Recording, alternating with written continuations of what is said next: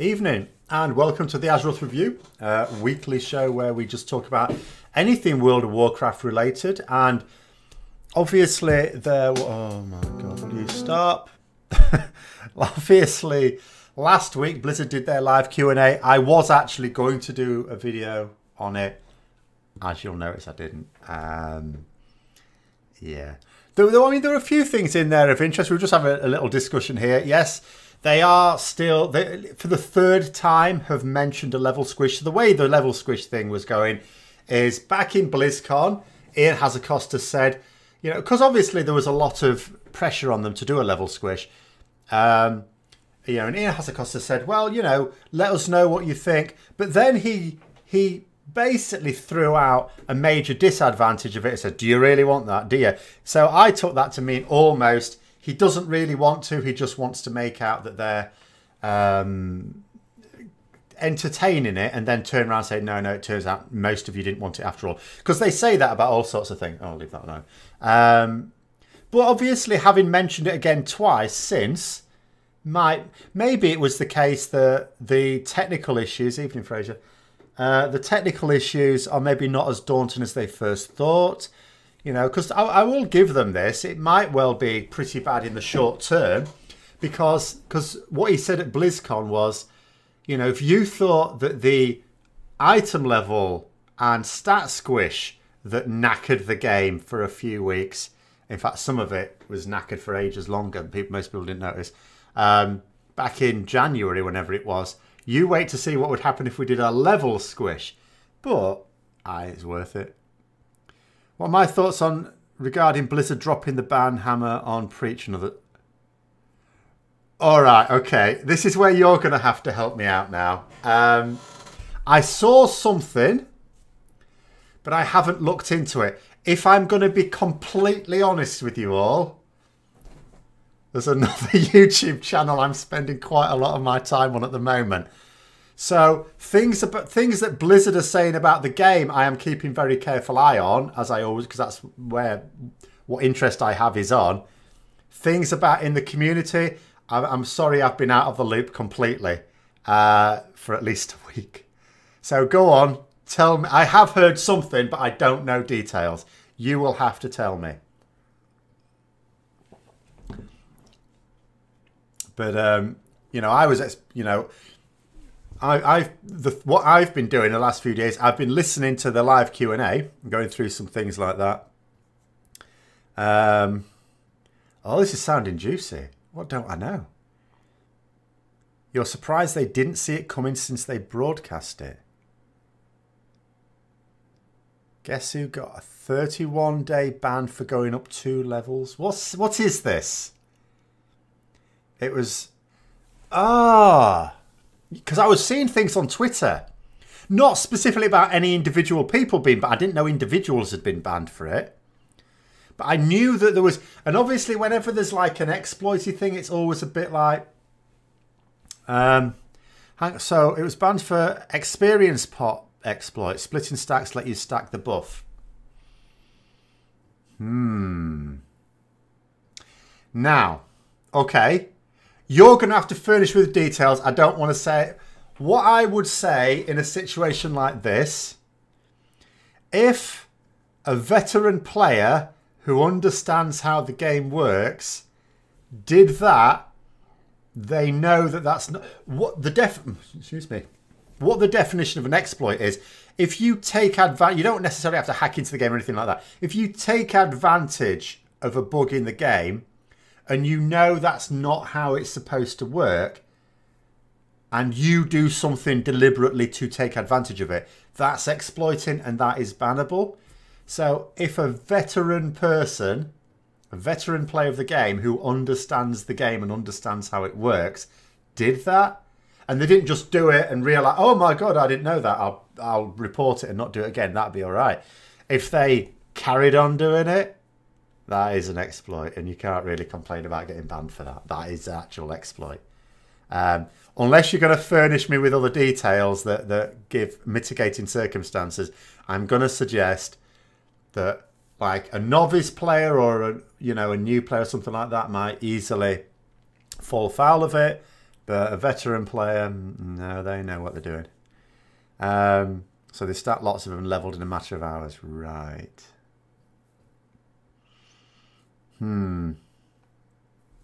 So, well, that's what I would think of that then. I didn't know I knew there was something. And I know, obviously, some people feel bans are a bit harsh sometimes when it's a bug. And it is. He knew it wasn't intended, so he saw it coming. Why would he do it then? Why would he do it? Whatever. But yeah, I mean, you know. And it is harsh when it's down to a bug. But that's the rules. Whether you agree with it or not, them's the rules. I mean, to be honest, you know, getting in a leveling exploit is like hardly the most heinous of crimes. But those are the rules. And obviously Blizzard's Lizard would lose a lot of respect, I think, if they applied it inconsistently. 400%. See, 400% is not even that much. Quite frankly, they should put something in the game that gives you 400%. Until they decide to get around to sorting leveling out, they should actually give you the opportunity of having 400% experience potions. They should just put it in the game. They should have looked at the bug, gone, that's a good idea, let's just put it in. The reason why some people say is it because it took 2 days to fix it and they didn't communicate. Yeah, I mean, obviously I've talked about this before, haven't I? Communication is a massive problem for Blizzard. The fact that they don't communicate these things is a big issue. And this is why, of course, you do have some sympathy for people in this situation. Their communication is poor. Absolutely poor. You're actually having to start ESO completely over, switching from Xbox to PC. Good. Yeah, that's a thing. Right. There's this 25th anniversary of Elder Scrolls, apparently. The Elder Scrolls. And so they did this promotion where you click on a thing, it's 1 day only, and you can get Morrowind.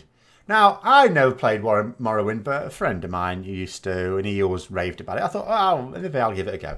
And you click on it, and it didn't work. So I emailed them, and they said, oh, no, it's not working, but we'll put it up again for the 31st. So the code is now working, and then it gives you a thing to download the launcher. Now, that's not working. It's just in the background thinking about it. It's been thinking about it for half an hour now. It's still thinking about it. So I'm probably not going to get it in the end. But yeah. No, I this Easter I want to be playing a bit more, stuff like that. But at the moment I am spending a lot of time on the other channel. Even though a lot of people ask them on Twitter, on the forums, yeah, I mean, things like that, they should respond. You know, that I don't know what's up with them. I really don't know what's up with them. It's like they don't like to admit things. In fact, I say it's like that. I'm pretty sure that's what it is. But I don't have any inside knowledge on that. It's like they don't like to own up to things until they've got the fix. You know, they like to just ignore it. And that is not fair. People mostly miss because people even ask directly on Twitter, and nothing till the bans and nothing since, you know. I mean, if you're actually asked, the only thing I would say both ways, Blizzard should have answered. That is true. They should have said, yeah, this is a bug, we're trying to fix it. If you take advantage of it, it's an exploit. They should have done that. But at the same time, from the other side, if you have to even ask if it's an exploit, you know the answer. If you even have to ask the question, you know the answer. The only people who wouldn't know would be the people for whom it wouldn't even occur to them that it's an exploit. So, I think that's what I would say there. I see Law giving people crap for doing it. He deleted his post after people started coming smug.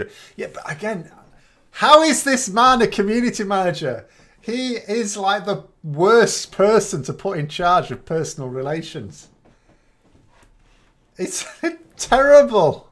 He's got an absolutely dreadful relationship with customers. Awful. What the hell? Morning, Stormsend. Apparently had a smarmy tweet. Well, that makes a change, doesn't it? Posting smarmy tweets, pissing off customers, yeah. Maybe a bit tinfoily, but some speculate they deliberately left it up because lots of people resubbed during those 2 days. We don't know that we don't know numbers, do we? People are probably just saying that.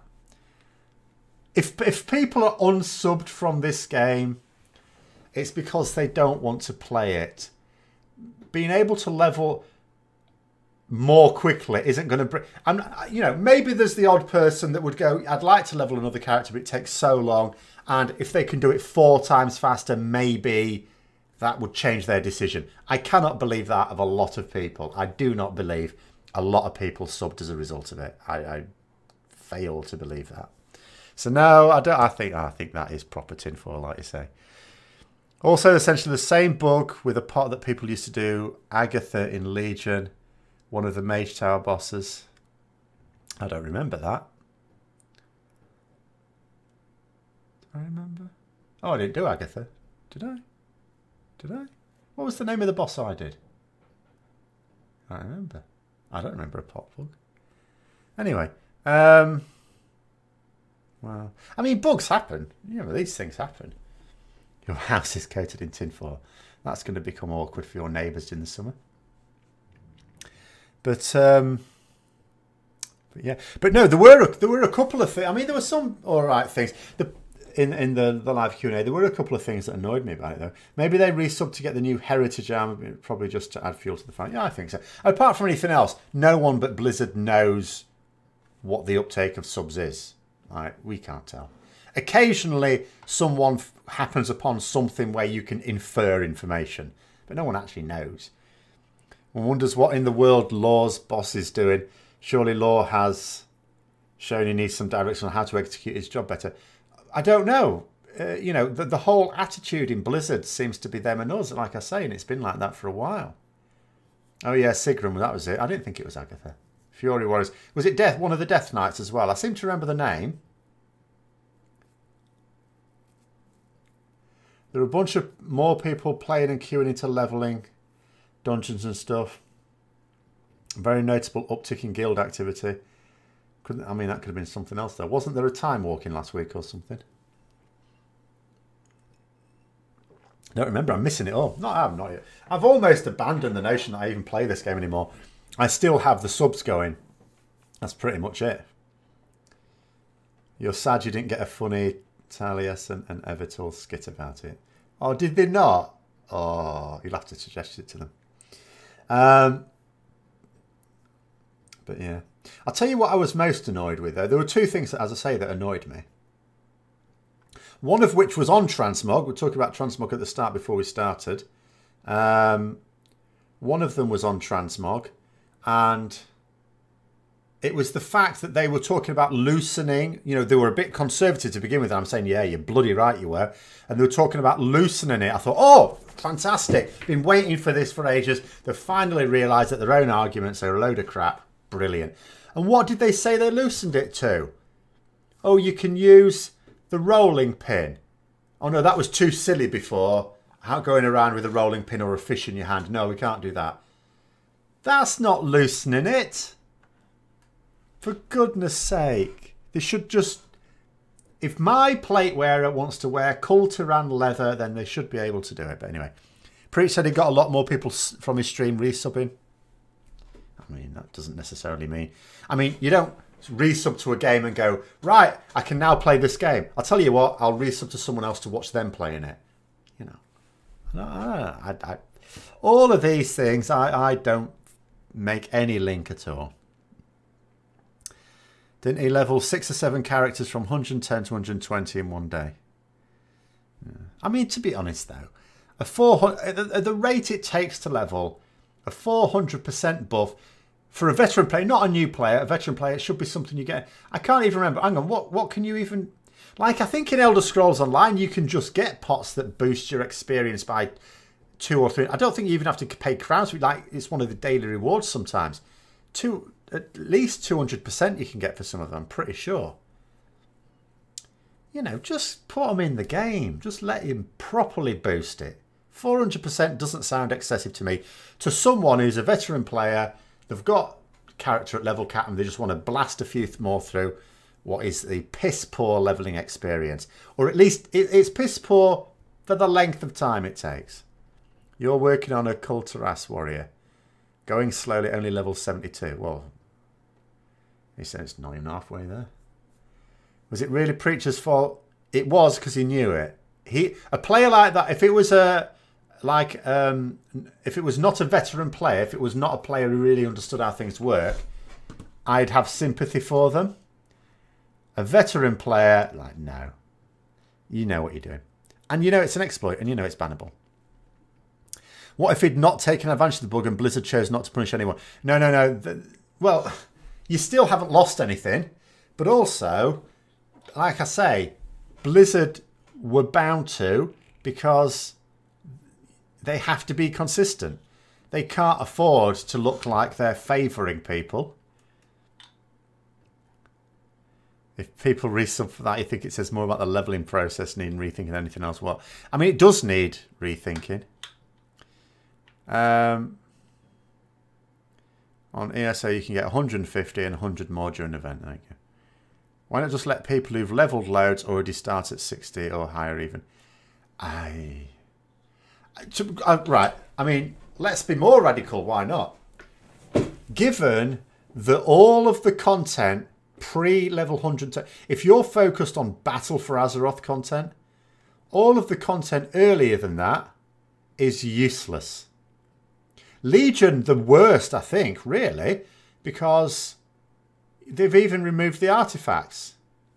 That was a large part of it. You know, it doesn't even make sense leveling up now in Legion stuff. But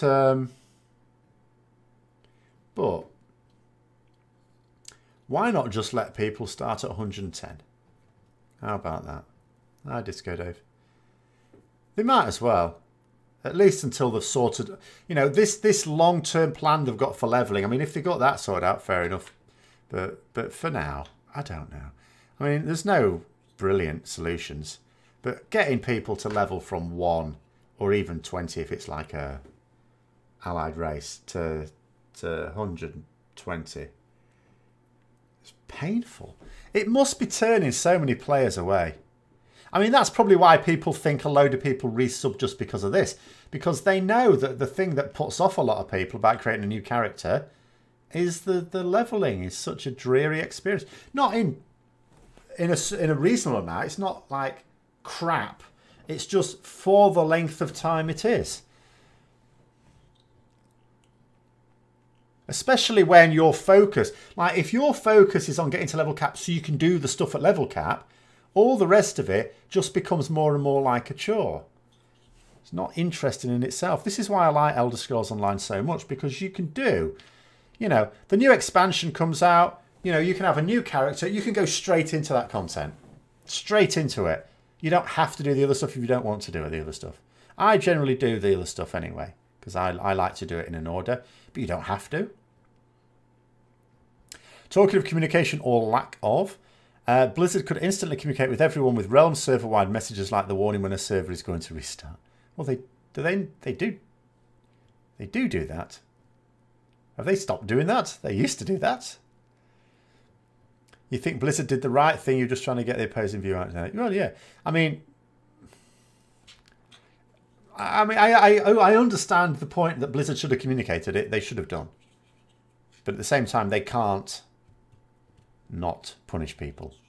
Otherwise, like you say, when he was saying, oh, well, what if they didn't punish people? I'd look silly, which is probably an extreme way of looking at it.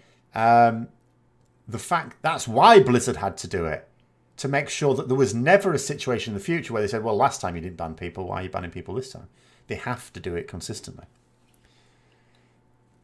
You like leveling from 80 to 100.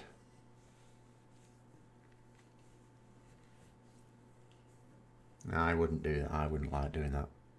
In fact, if I'm going to be honest, I think for me, that would be my least favourite bit of levelling. That being said, I am well bored of TBC stuff now. I am dreadfully bored of it. But at least I can boost my characters through a load of dungeons and get most of the experience that way. So, even though they've knackered the experience from boosting yourself through dungeons. So hurt. Leveling was more fun with the old talent system. Everything was more fun with the old talent system. I didn't disapprove of their reasons for changing the talent system, but everything was more fun with the old talent system when it came to leveling. Yes, they did say about a level squish. They seem to be suggesting that they're a bit more serious about it than they seemed to at first. And that would be a good thing. That would certainly help. It's only part of the problem, but it would definitely help. How much of us... Yeah, and all this talk about... You know, they keep saying, oh, would you be concerned if you suddenly logged in and you were a load of levels lighter? No, because you're still the same distance through your journey to level cap. Should give ESO a look again. I haven't really gone away from ESO. I just haven't played it recently because I haven't had time. I'm not, you know, I'm not playing ESO because I'm going, oh, it's not really good. I just have lots of other things. Since the last update, they have all the main quests marked and zone guide showing all the things you have left to do. You know, I have actually seen that. You've given up on it. Hate the combat. Yeah, WoW's combat is better. I'll grant you that. And end game, I'm quite prepared to believe that the raiding in WoW is infinitely better than it is in ESO. But in every other regard, ESO is better. And I mean every other regard. You mean like bug communication instantly in game, not requiring external social media interaction. Oh, all right, yeah, to inform more players. Yes, as a flag thing. You know how they flag you for tickets for like surveys and stuff like that. Once you filled, well, when they've successfully completed a ticket, they give you a survey. Something like that, I think, is better than just a message, because people might miss messages like that. But if it was a thing you had to click on because it was in your way and inconvenient, then that would work. Yeah. When because of Warhammer, WoW is boring me now. Well, it's not just Warhammer. My other channel, I've never had this. Like Thete Gaming, you know, the channel has had some highs and lows. But I've just got on my other channel this, for the last 30 days, 1 million views. I've never had that here. That's quite exciting. But yeah, Warhammer as well, in terms of like my gaming is at the moment. Because I've got so many things to build and paint. There's my Chimera there. I've got... Do you know what? I've got so many models to paint. And I'm planning on buying even more of them. It's so annoying. It's never ending. Never ending. I need summer to come. And if the stat squishes have been any indicator, level squishing would be a massive dumpster fire when they tried to figure out the tuning numbers. Yes, I agree. I agree. But it will be worth it in the long term. ESO has the worst combat. I wouldn't say it has the worst combat. But anything with animation cancelling that gives you such a benefit and the developers are fine with is bad. But if you're a casual player, that's not an issue. That is not a problem at all, because you just don't do it. And it's all great. The thing that sucks at the moment with leveling is from Legion to BFA. It feels like you're getting weak as you level up. Well, that's inevitable. Worse if you had a character from Legion where you've still got your legendaries and stuff like that. If you're just naturally leveling up to Legion and then through Legion, it won't be as bad. But yeah, if you've got a character that you geared up in Legion and yeah, absolutely. As soon as you, what is it, 117 or something you get to, bong, done. You fail to understand how anyone can defend horrible things like animation cancelling. Yeah, well, I don't know how people defend it, if I'm honest. I just know that they are okay with it. It's not good game design. In fact, I would actually say it's poor game design to be fine with it. Yes, I would agree with that. But it's like one feature of the game that I disapprove of. There are a couple of other features I disapprove of as well, I have to say. The auction house system is one. But, you know, the positives for me just outweigh, particularly as a casual, like I say, as a casual player. As I could never get into it as a serious player, but I can absolutely get into it as a casual player. They need to survey the player base and see how that would feel about it. I keep saying, how many years have I kept saying, they need to poll players? Yes, they need to poll players. Are there transmog restrictions in ESO? No. None. If there's a costume, you can put it on whatever character you like. Doesn't matter what it is. You know, you can have a tank in a white wedding dress if you wish. They don't care. You can even colour it pink if you want. You can dye. You've got dyes in the game as well. You've got into a guild, 6 out of 9. Hopefully you'll down Mecca this week. Yes, kill the gnome. Kill the gnome. Don't let it get away. People keep letting it get away.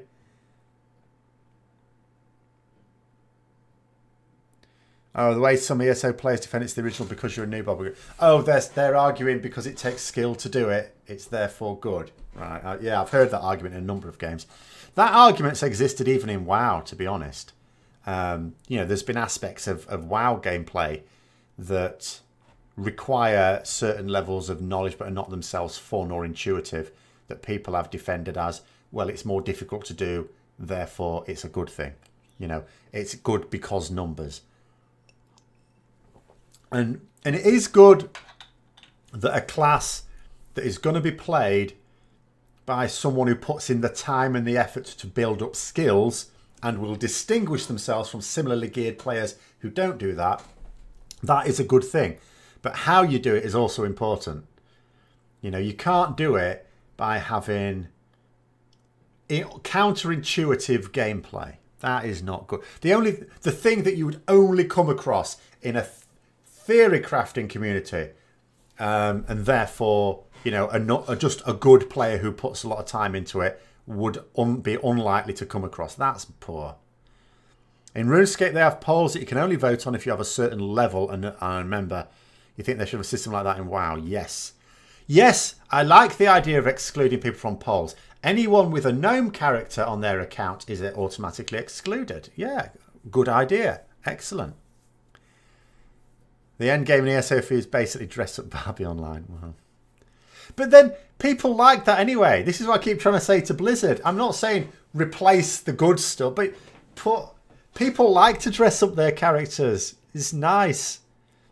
You know, it's like, you know, when you're playing things like this, there's people, I know it's infuriating to me, but they like playing the game, but there's I would say there's more fans of Games Workshop stuff that like painting the models, you know, to look like they want it to, than playing the bloody games. People like that. It lets them customize it. People like customizing. It's a big feature of role-playing games to be able to customize, isn't it? So many WoW players run old content for mounts and transmog. Loosening or eradicating transmog restriction would benefit Blizzard and the players. It would certainly benefit the players, and I think you would have more people with more reasons to play, and therefore, by definition, you're going to lose fewer players, certainly. What was it talking about, though? Yeah, they talked about that again, didn't they? Because, yeah, the transmog thing, after getting me all excited, then they dashed my hopes. And then they were explaining why you can't just have the restrictions lifted on demon hunters, because they were suggesting people would just create a demon hunter, go and do a run to get transmog or mounts, and then delete it and make another one and all the rest of it. Which they would, wouldn't they? Except, of course, do you still have to do all the opening stuff with the demon hunter? Might still be worth it for some people, but that takes an hour or so, doesn't it?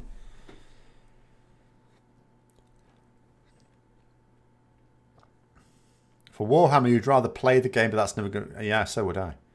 So you should become a good painter. Well, no, I hate the painting. It's a chore, massive chore. Customization like entire business models for free-to-play games. Yes, people like to do it. And I do not understand why Blizzard don't understand this. And that was, I mean, that's the other restriction. That's so there's two things they said that pissed me off. You still get the starting quest with Demon Hunter. Yeah, I thought you did. They're not. I mean, it's like with Death Knight. It's not going to take it away, are they? Because then you do create a situation where you can create it, and all right, it's not as efficient running transmog, but you could just go into a dungeon and run a load of transmog, couldn't you, with a character you just created, and then do it on another one, particularly for Demon Hunter.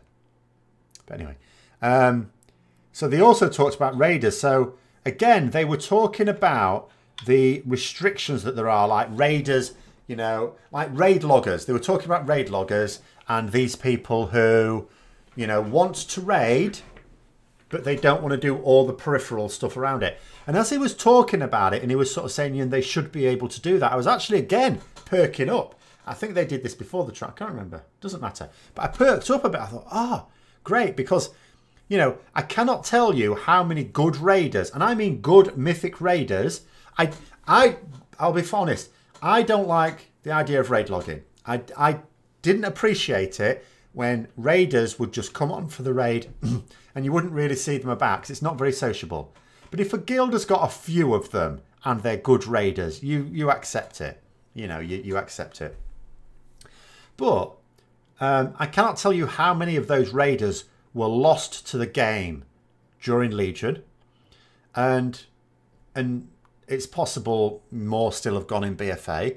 And, you know, I mean, in some ways I'm gone from it in BFA because for me, I could have potentially joined a mythic guild that just did 2 nights a week, even if it was slower progress. Were it not for all the peripheral stuff you have to do at all. Maybe I'd have been able to manage 2 days a week with all the extra work I've got this year. But what I couldn't do is all the extra. So then when they started to say, oh, and you should be able to do it, I started, oh, are they going to, for the next expansion, start to think about actually stopping raiders having to do all that crap? But then what he said was, and about the catch-up and how that's fine for heroic. But he says, but of course, when you're talking about mythic raid, you're talking about a whole different type of player. I was like screaming at him, no, you're not. No, you're not. There are players who will just raid log for mythic raiding who are perfectly good raiders. Very good raiders. You know. They have been lost to the game. They've lost those subscriptions. Absolute madness. This sort of attitude is mad. Seems silly that culturants can't be paladins. Well, I don't know. I don't know that it's that important that they would be. We've got human paladins. They're all right. I don't know that Kulturas has any major link with paladins.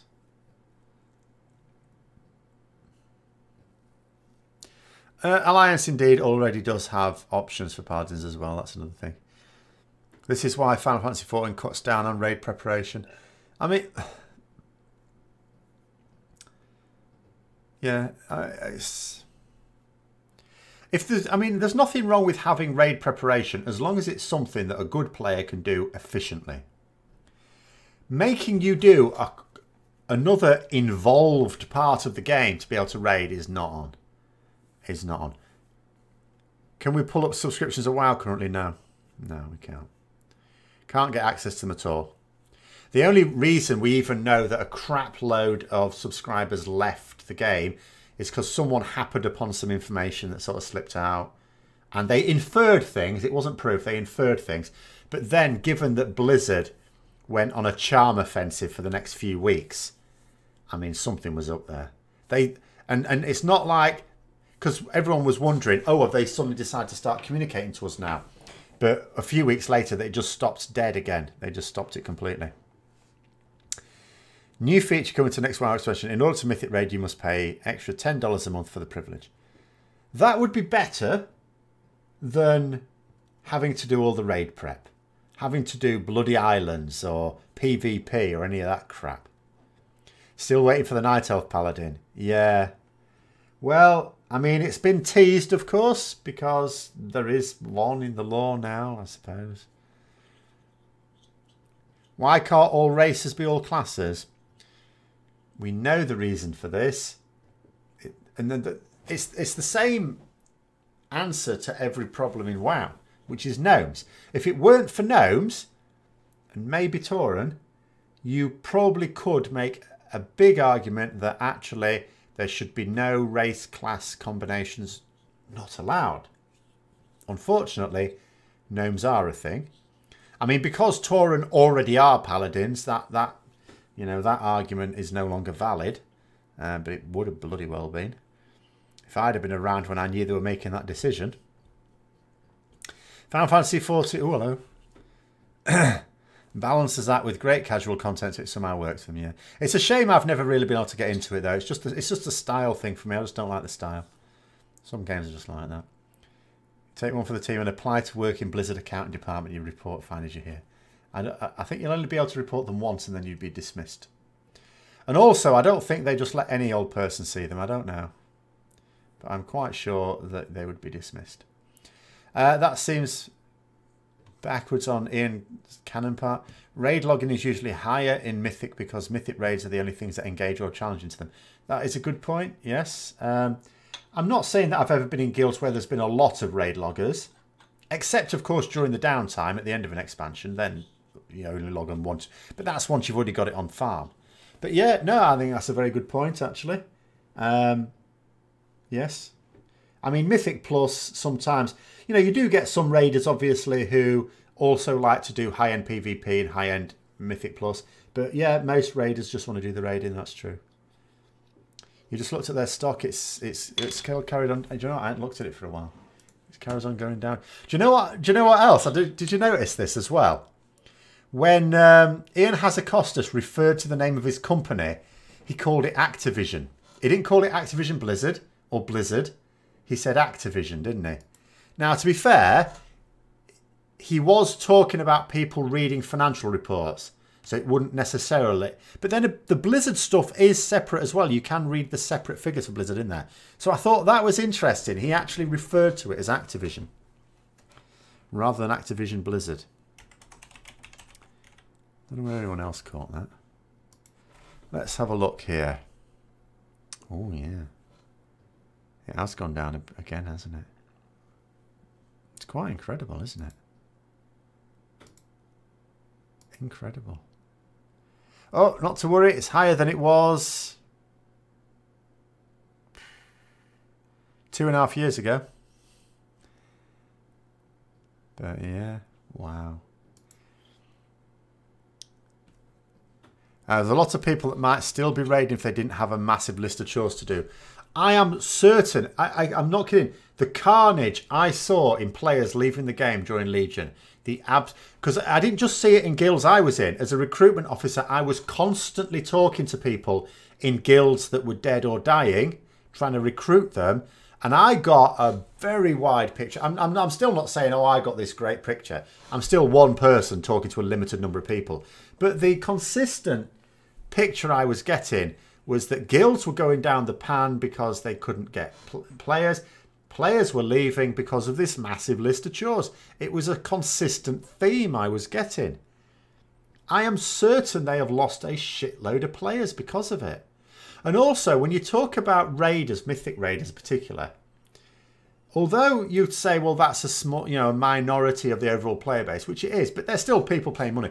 But they can be people who pay more money than others. These are the people who don't just pay for a subscription.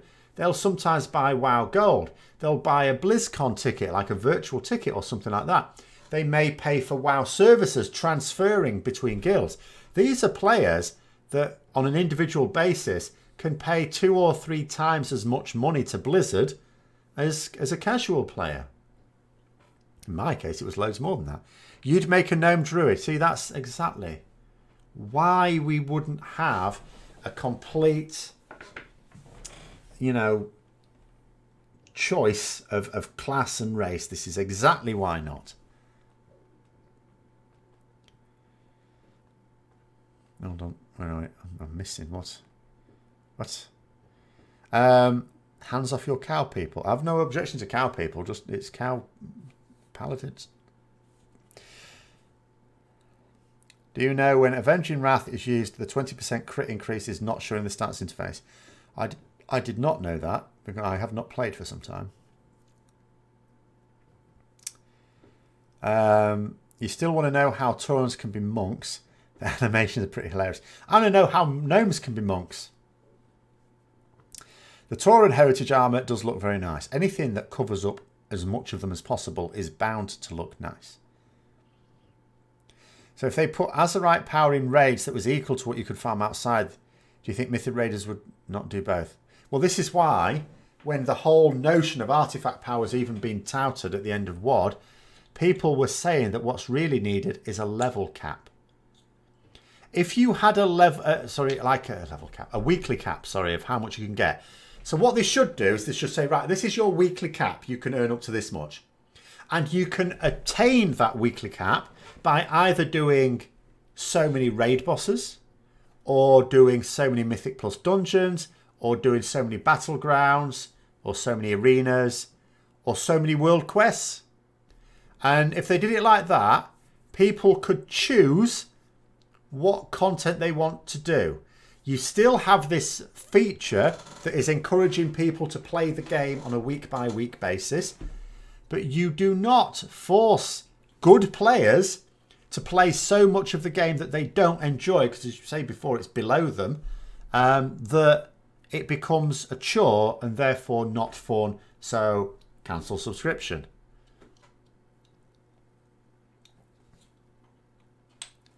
So putting it in raiding doesn't solve the problem. Having a weekly cap and putting it in raiding does.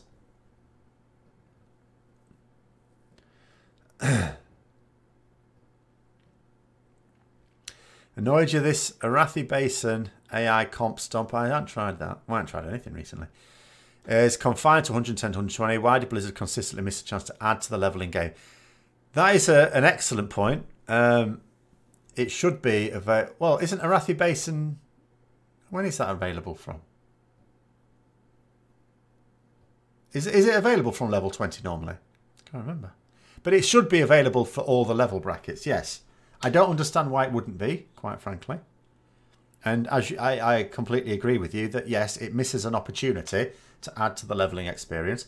And another thing they could do is actually give you decent experience from Battlegrounds as well. I mean, I remember when they used to do the Call to Arms weekends. If it was the Alterac Valley one, that was a bloody good way to get a load of levels. Oh, if you had a level 50 plus character and you'd get them in Alterac Valley all weekend. Amazing. Nice and relaxed. Go and defend a tower or a flag or something. And you know, potter about doing something else, munch on biscuits, whatever, watch some YouTube videos. And you know, at the end of the weekend, you'd be level cap. Brilliant. Whereas they should, but at other times it's piss poor experience. They should just make it good experience. One risk is ending up with WoD again. You liked it, but others hated raid or do nothing. Blizzard never finds a solution. No, they do have a solution. You've got Mythic Plus dungeons. The problem with WoD is the only good thing to do was raid. There was nothing else to do. The same cannot be said of Legion and BFA. You've got Mythic Plus dungeons. Oh, right, the PvP may have been fine in WoD as well. I don't care. I don't know. But you've got Mythic Plus dungeons now. That's good. The other stuff doesn't matter. It's crap.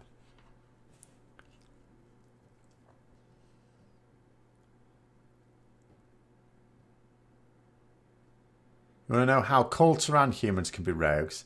They don't seem very stealthy. Well, there's nothing wrong with them. They're obviously the big ones are much less likely to be stealthy, I'll grant you. But that's a cosmetic thing. You can't really, you know, control how they're going to do that. You can't really just only allow it for Kulturan females, can you? You recall the wailing from raiders about caps and how they were holding them back in prior expansions. I don't remember. You might have had some people who said they were raiders complain about it. I don't really recall that ever being a discussion I've ever had with raiders. The instant that artifact power was talked about, the raiding community was saying there should be a cap. Because they could see what would happen otherwise.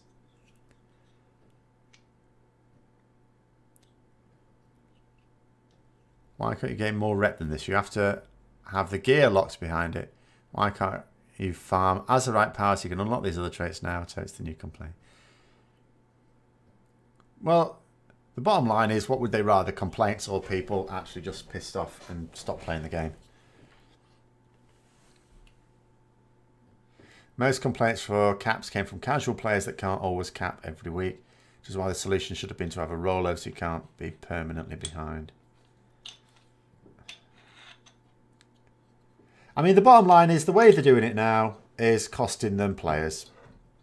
You know, there are players leaving, have left, not coming back because of that. Because, as you say, for a lot of players, raiding, for me, raiding was where it was at for World of Warcraft. It's the thing that World of Warcraft have always excelled at. And if you can't do it because you haven't got the time, or even just the inclination to do all the other stuff alongside it, you're not going to play it. And the thing that annoyed me is he even said that. He even said those exact words that were, you know, he understood that people just don't have the time. He didn't say inclination, because that would be to suggest that the content is boring. But to be honest, for a good player, that level of content is boring. Yes, you can push Mythic Plus dungeons, but again, that's even more time then, isn't it? But he even noted that some players want to do the raiding, but do not have the time to do the other stuff. But then went on to say, but for Mythic Raiders, they're a totally different breed. No, they're not. Mythic Raiders also only have 168 hours in the week and may have other demands on their time. What a load of nonsense. And he's in a pretty scrubby, as Mythic Guilds go, Mythic Guild. You know, he's definitely got players in his guild that are of that mind. He's definitely lost players in his guild for this very thing. He's not oblivious to the raiding community. The AI system is pretty fun to try out. Almost lost against them. I mean, I think it's a great idea. I think using these smart NPCs is pretty good idea. You know, once we've abandoned the notion that the MMO part of the MMORPG is sort of a bit shaky because so much of it can be sort of done as a single player, not really talking to anyone basis, then the use of smart NPCs becomes a natural progression. But, you know, as William said, they should have put it in. Why wouldn't they put it in earlier brackets? Unless there's some technical reason that they are going to do it, I really don't understand. You wish they'd add in the island tech, but more with generated ever-descending dungeons that can increase in challenge. Once you all die so many times, you get a big chest to open up as a group. Yes, as an idea for procedurally generated content, that may work, yes. So many deaths allowed. Another good reason not to bring gnomes, because they always die the most.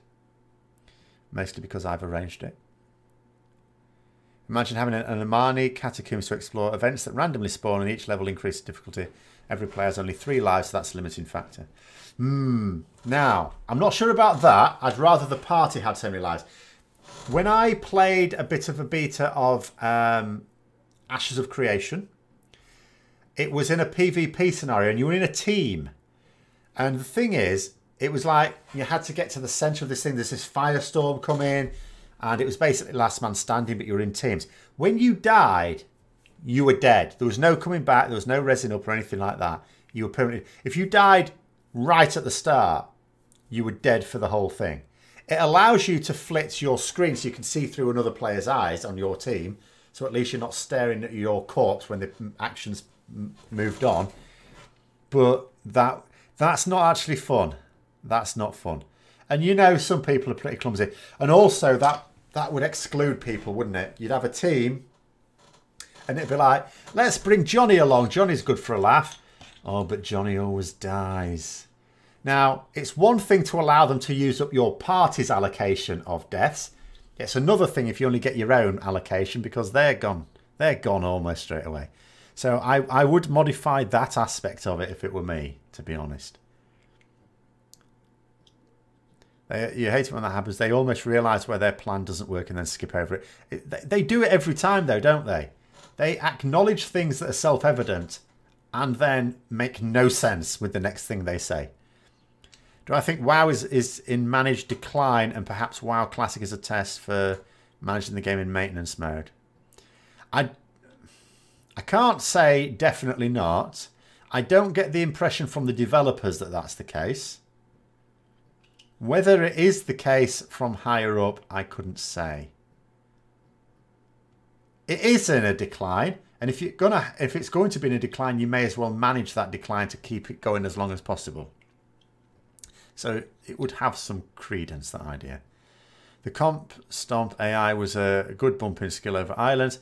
Look forward to the next upgrade to them. Yes. I mean, the actual technology does have a great deal of potential, certainly.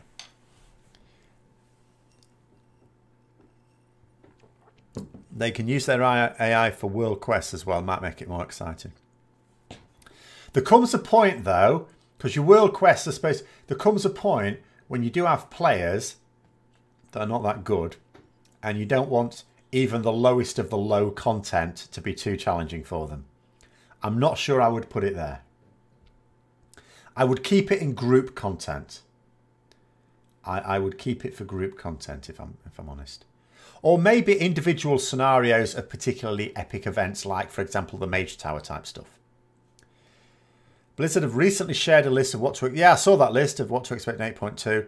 Anything there I'm looking forward to. I'm not looking forward to having to associate with a crap load of gnomes. Especially mecha gnomes that are clearly not mecha gnomes. I'm looking forward to the story advancing. That is now all I'm looking forward to. You know...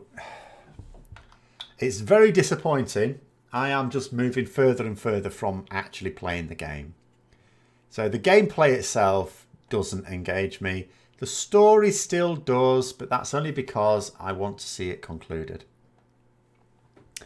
If they conclude the Old God story, then even though I'd give the next expansion a try out, I think I would probably rank it alongside Elder Scrolls Online, Star Wars: The Old Republic, Lord of the Rings Online, in that it's MMOs I have and will dip into now and then.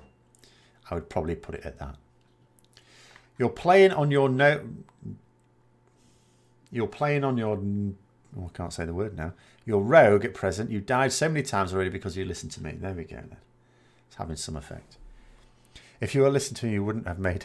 Yes, exactly. If you were listening to me, you wouldn't have made a gnome of that type. No way WoW is in maintenance mode. They have more devs than Overwatch does. It doesn't necessarily mean it's not.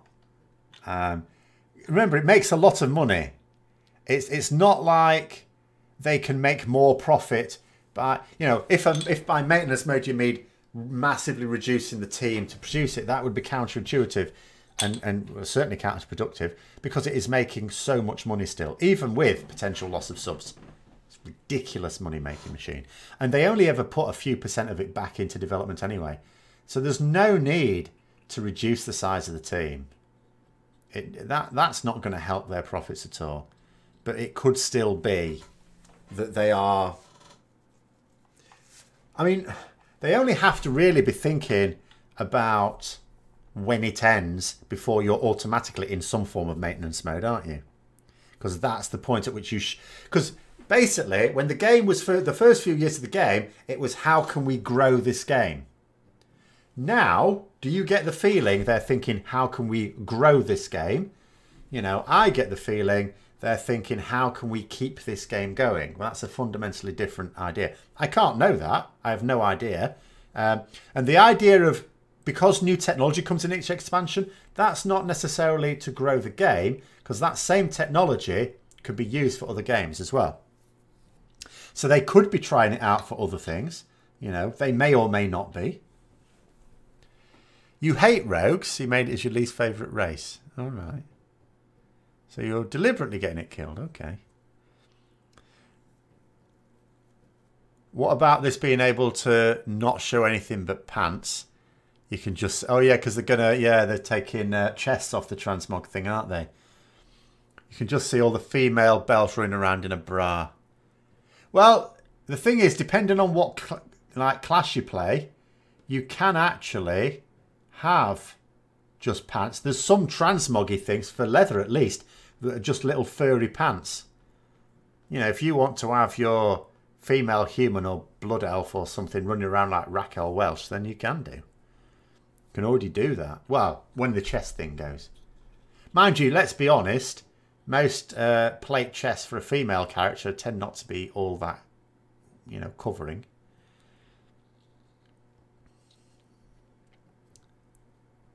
Far less of the revenues from subs, probably. Yeah, oh yeah.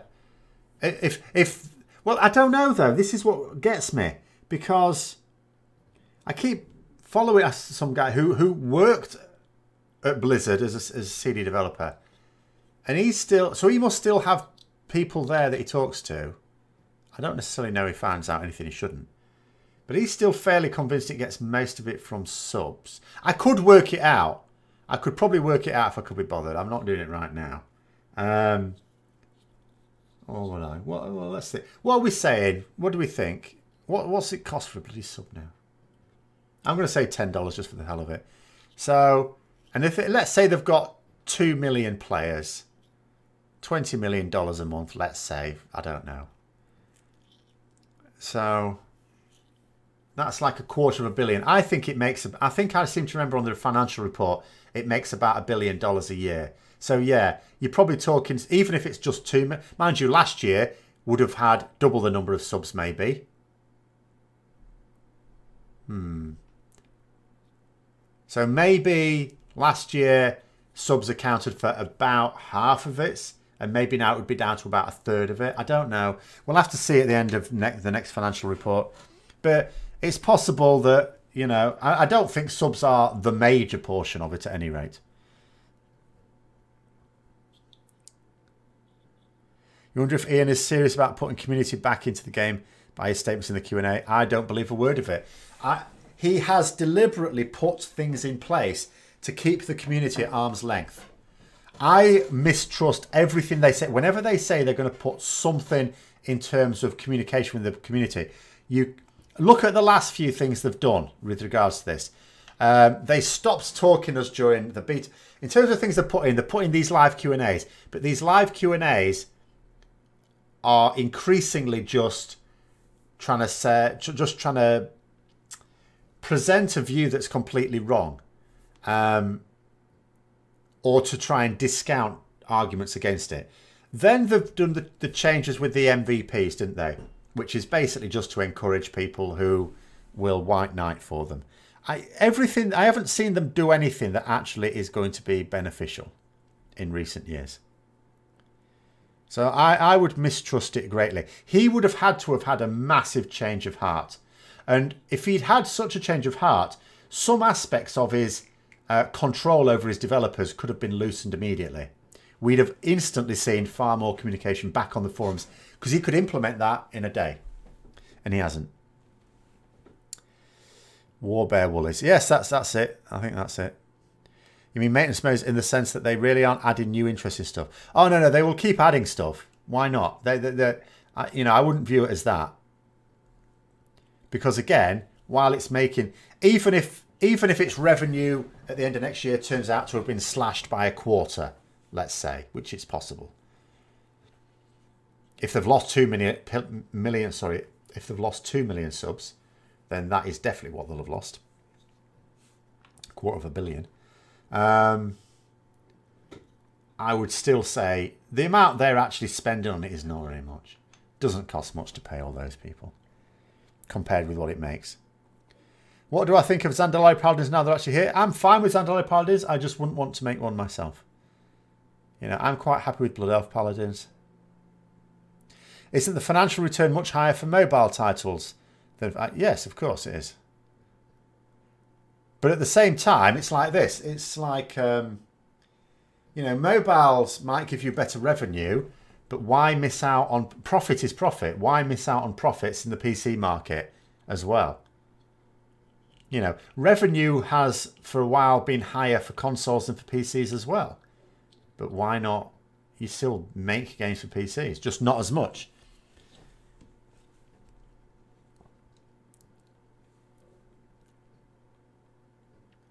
People expect that every expansion for some reason, but yeah, you're not saying they don't make money just to trying to hit the maximization point of profit. Well, that's always a worry when you've got accountants in charge. But the problem is every time they try and do something like that, they actually lose money. Well, they lose players anyway. I don't know whether they're losing money or not. The live Q&A is really just a load of BS, as they only answer questions they want to screen the questions. Well, they do. I will say though, they do put up some challenging questions. It's just that the answer, they're just battered away. That this is the problem when they're not being properly interviewed. And people have told me that because I sometimes bemoan the fact that people that get to interview them don't do a proper interview. But I am told to go easy on the interviewers because it's generally that Blizzard don't take kindly to having follow-up questions on stuff or being made to give a real answer. So that's, you know, I mean, that tells you about that as well. I'm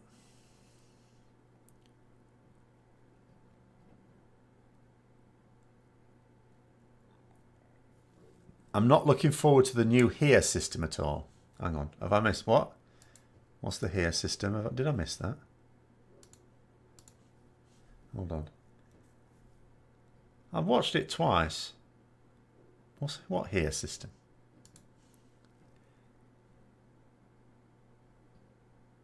Oh, sorry. Heart of Azeroth, yes. No, well, I don't know. I don't care anymore. I don't care anymore. The artifact power, the whole artifact power approach for me is wrong. So, you know, I accept that they've improved it, but I don't think they will solve it. And my biggest problem is the idea that in the next expansion they abandon that and do something else. And that every expansion you get something else that's really bad at the start. They improve it, and not necessarily in every way. I mean, I don't think the Netherlight Crucible for Artifact. I think Artifact improved over Legion. Not every change was an improvement. Netherlight Crucible was terrible. And then at the end of it, it's better than it was at the start. And then you abandon it and do something else, which is totally untried. You completely ignore all the feedback in the alpha and the beta, and you go ahead with it, and then you do the same thing, rinse and repeat, and it's just tiresome after a point. Mobile might make more money in the long run, but establishing a similar game takes time. PC game with the title World of Warcraft will always sell a lot of copies. I mean, I'm not going to try and pretend that a mobile game wouldn't make more money. It's just that there is a PC market. You can make a lot of profit from it. Why not? You can do everything. There's nothing to stop them. You know, it's not even like they can say, well, we've only got limited space for the developers. You can always expand the space. You know, they can make as many games as they wish to make. They don't ever... I don't believe a large game studio ever has to decide between mobile game and PC game. It's like, if you've got a good idea for a mobile game, make a mobile game, get the developers to do it. They've already got the space. They've made a load of people redundant, let's face facts. And, you know, and if you've got a good idea for a PC game, you make the PC game. If you can make a console game that's also for PC and stuff like that and do a crossover, all to the better. The Bay interview with the question about personal loot and master loot. We all give Ian a chance, but let's face it, he's done a bad job directing the team. His job of directing the team has been god-awful. There is no coordination in management there.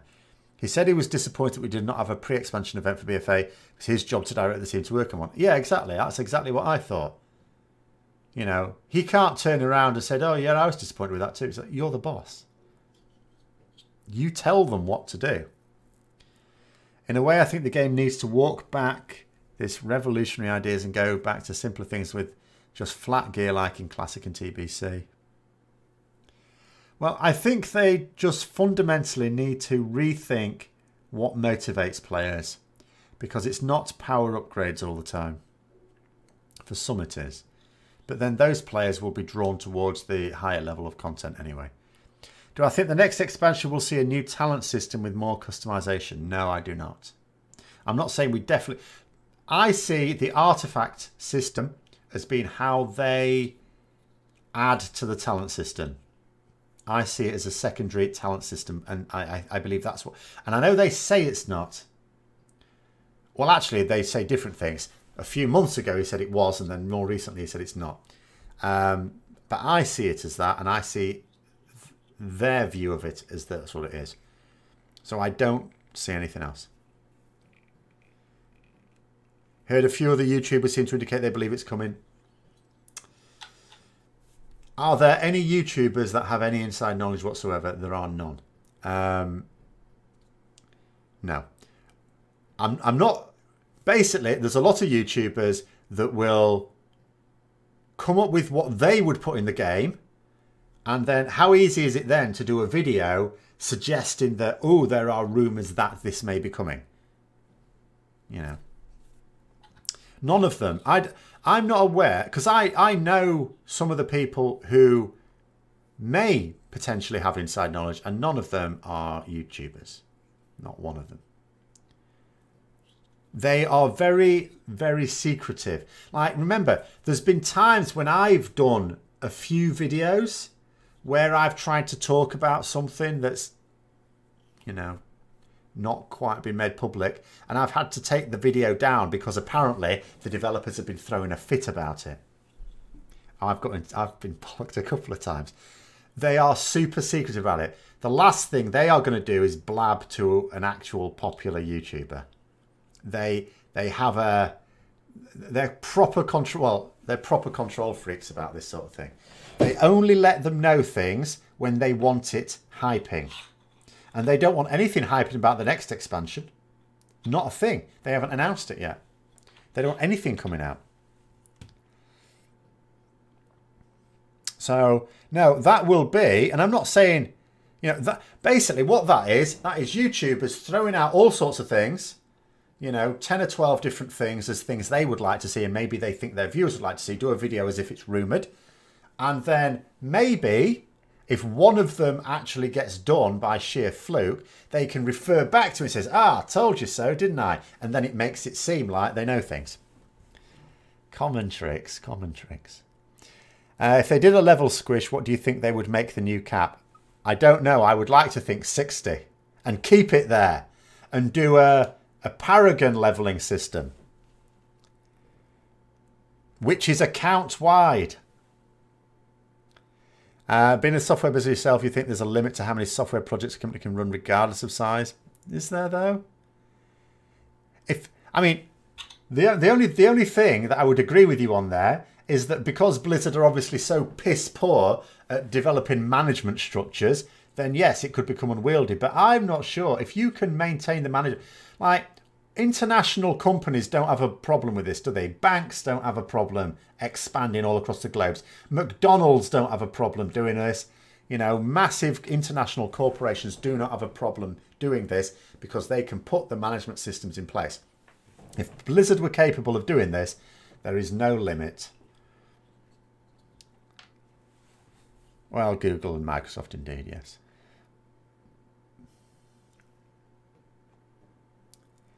There are rumours that Paladins will be the only playable class in the next expansion. We can only hope. Well, I quite like a few others as well, actually. Death Knights I usually quite like. How close is WoW to the end? I still don't think it's close to the end. This is going to have its 20th anniversary. Absolutely convinced of that. But where is it going to be in a few years' time? Will we feel that it has declined even more? That I don't know. I've already said I do not believe that they are going to do a better job of the game in the next expansion than they have of BFA. I don't see it as, I know some people are trying to see a pattern like, oh, MOP was good, WOD was bad. Legion was good, BFA bad. Next one's good. I don't think that's true. I think there are particular reasons why WOD and BFA were bad. That, you know, and it's not in common with each other. There are different reasons. So I don't see it as the alternating. Don't I agree? Mastery is lame by being learnt at level 78. Bang, there you go. Yes, I do. Yes. I see no reason. Now, I know some classes' mastery is obviously based on a thing where you can't have it at level 1. But maybe they should rethink that aspect of it. Or at least bring it in at level... at least 20. Make sure that it can at least be brought in at level 20. I think it needs to be fairly early on. You think 60 also, just by the way, Ian talked about every level you get something, a talent point is just too hard for that many levels. Yeah, that's the problem. There are too many levels. Yes, he did say that. There are too many levels. Reduce the number of levels to the number of shiny things you have to offer. You really think they could do so much with mastery to make it an interesting progression? The problem is, the more interesting you make stats, the more liable it is to breaking in terms of imbalance of classes and specs. I suspect that is their worry. Slowing down a brand of new original content is not always a bad thing. It might give them time to actually refine the game instead of overhauling it every expansion. Well, this is the thing that always annoys me about it. That's what they seek to do. Every expansion, they seek to overhaul everything. Class design, now artifacts, how they're going to convince us to play every bloody day.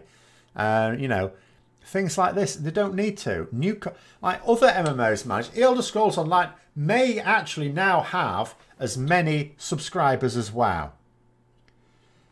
But it doesn't do that each expansion. It doesn't massively overhaul. There's always something new in it. And obviously you get new content. But they don't feel the need to overhaul all the classes and overhaul the way every bloody part of the game works. They overhaul it when it needs overhauling. You don't think you should get interrupts at level 36, whatever it is. They should give it to you earlier so the new players can learn how the mechanics work early. Well, if they didn't... I don't know. You don't need interrupts before then. I don't think it's a bad thing to have to learn how to deal with casters when you don't have an interrupt. It teaches you all the skills as well, like line of sighting. I don't mind that, to be honest. Any thoughts on dynamic content? Other MMOs have done this brilliantly on tiny budgets. More lively open world, yes. A more lively open world would fix a hell of a lot of problems. I suspect the problem is, for Blizzard, they've got a hell of a lot of world. And they've already don't want to redesign it like they did for Cataclysm. And this would be an even bigger job. ESO, give me your new class. What? It's Necromancer, isn't it, next or something? WoW desperately needs open world scenarios and events that scale. Yes. Imagine Furbolg attacks in Grizzly Hills that scale and have 8 stages over the course of a day every week. Yes, things like that. Yeah, absolutely. Hi, Pure Ownage. Wailing caverns with interrupts is frustrating. It's not that bad, really, is it? I think people need to learn. You know, there's 2 ways to get a caster to do what you want them to do. One is to interrupt them. One is to line of sight them. People just need to learn to line of sight. Now, if you're talking about actually interrupting the thing because you don't like what the cast is going to do to you, well, for some things you can still stun if it's not a boss or anything like that. And for other things, you just have to put up with it. Again, it teaches you skills in how to deal with that. Maybe cleanse and things like that. Now, I actually like the fact that interrupt, which bypasses certain other things you need to learn, probably shouldn't be done too early. But that's my opinion. You only don't like not having an interrupt at early level because of PvP. Well, yeah, in PvP you learn nothing, but, you know, you just have to take the rough with the smooth. Funny thing is, Haymaker actually works on some low-level bosses, doesn't it? Right. Actually, well, yes. Some low-level bosses, certain things we do work on and they don't later on. But again, I mean, the low-level ones, I won't worry too much about that. No one, I don't think anyone takes low-level stuff. It's not like you do low-level Mythic Plus or anything like that. I don't think people need to take it too seriously.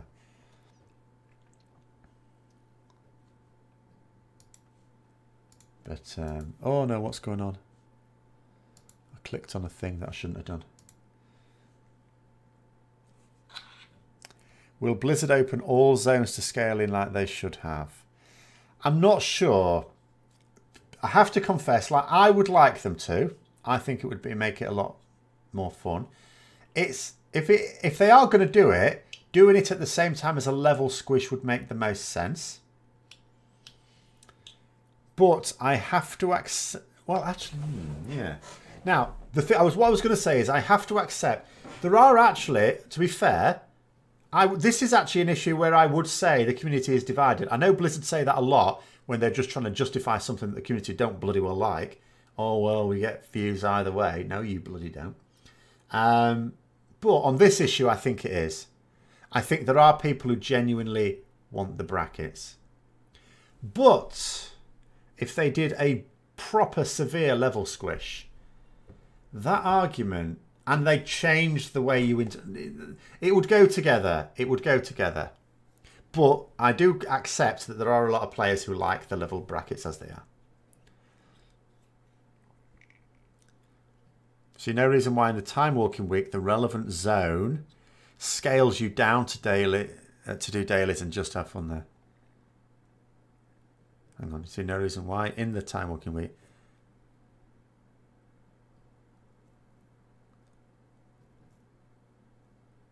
Do you mean dailies in other, like, mop and things like that, as in for that expansion zones? Do you class them as fun? I used to hate the ones in mop. Mop was my favourite expansion. Loved it. It was but the dailies, ugh. Ugh. Still have flashbacks now. In the same vein as the interrupts, there was a Reddit post regarding how frustratingly late rogues get AoE. Now, AoE I will agree with.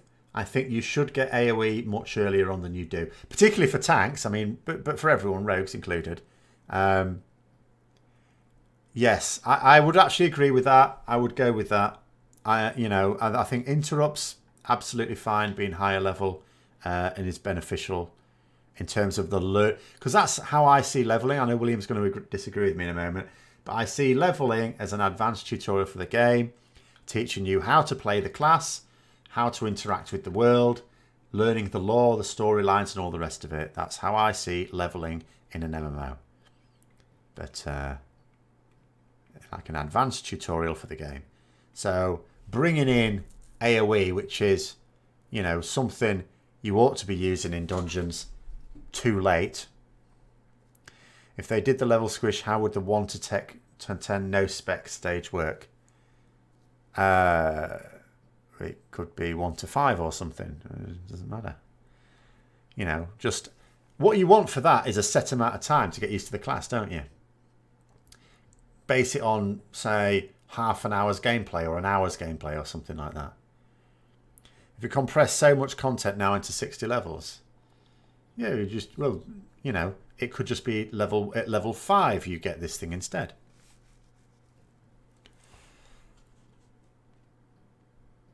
Oh, everyone, what's this? Everyone piled on the guy saying you're lucky you get AoE till rogues shouldn't have AoE, etc. Reddit, do you know what? Every time I join a Reddit community, I last so long, and then there will come a point where I'll post something, and it's savage. There's like, you know, it's one thing to say, no, I disagree with you for the following reasons, or something like that. But yeah, the extent to which you can just say something that the elders of the Reddit page don't agree with, and you are absolutely savaged. It's not just WoW one either. Absolutely incredible. I've abandoned it altogether now. You just wonder if compress so much. Yeah, sorry, I read that one. Sorry, but yeah, it can just they can just redefine what happens at what level. The difference between the most and the least dangerous areas should be smaller. But a veteran of Argus should be able to return to Elwyn and feel powerful. I don't know. No, I don't see why. You know. I mean, it's like watching the Conan film, isn't it? The first Conan film, when he starts off as a scrawny little lad, and then he's pushing around this wooden thing, and at the end of it is Arnold Schwarzenegger. That scrawny little lad, if a wolf bit his leg, he'd have a wolf bite in his leg, which might well go septic and kill him. When he was big old beefy Conan, if a wolf bit his leg, he'd have a wolf bite in his leg, which if it went septic could kill him.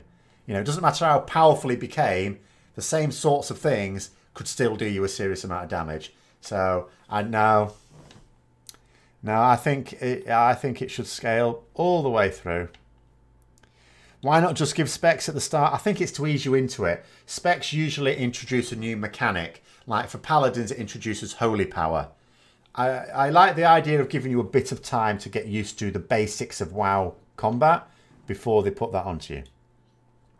Do I have plans on uploading Warhammer videos? Yeah. I've just completely run out of time. The problem is that the Warhammer videos take a significant amount of time to prepare. I didn't think that one through, really. I do. And I need to do one tomorrow or Thursday. I don't want to promise, though, but I hope I will do one tomorrow or Thursday. Because I have now played a 2,000 point game with my vampire. I keep calling them vampire counts when I mean Legion of Blood, but vampires, basically, where they got roundly thrashed. But I did expect that. It was playing against Sinch. You think that feeling of growing power has never existed because in TBC, boars were tougher than Onyxia. Yes, that is actually a good point. Yes. I was just curious after this weekend. Yeah, sorry. I know. I'm well aware of the fact that when this goes up onto the actual channel, the video before this will have been last week's. There has been nothing new this week. I'm conscious of that. I'm sorry. Unfortunately, there were a lot of very important events going on this weekend, which I wish to report on. And I'm getting well into this political analysis lark. You know, I used to just talk about it to other people. Now I'm actually broadcasting it. It's quite fun. But yes, I do have stuff I need to do. Surely the important part of progression in RPGs is unlocking things going forward, not what you can do going back.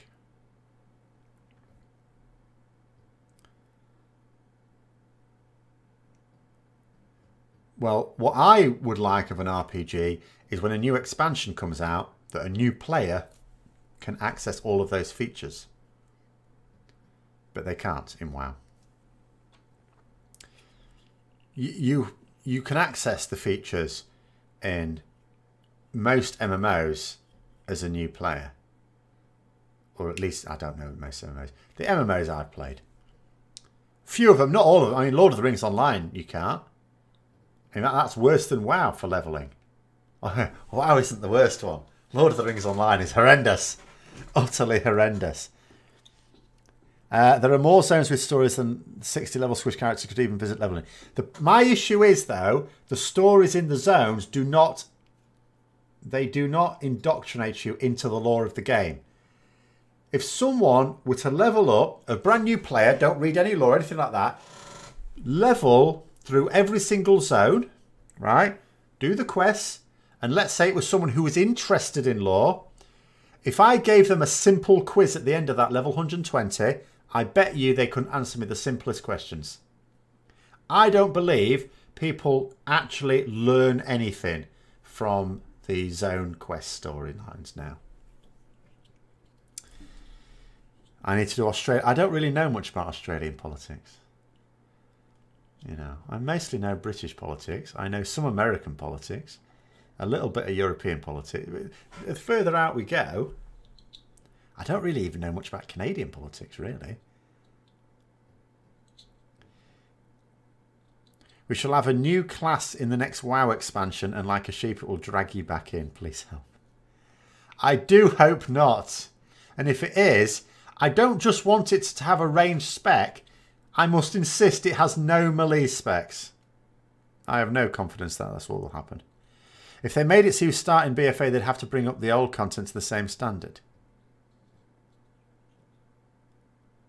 Yes, that would help. But obviously, what it would mean at the very least is you wouldn't have to do as much of that old content.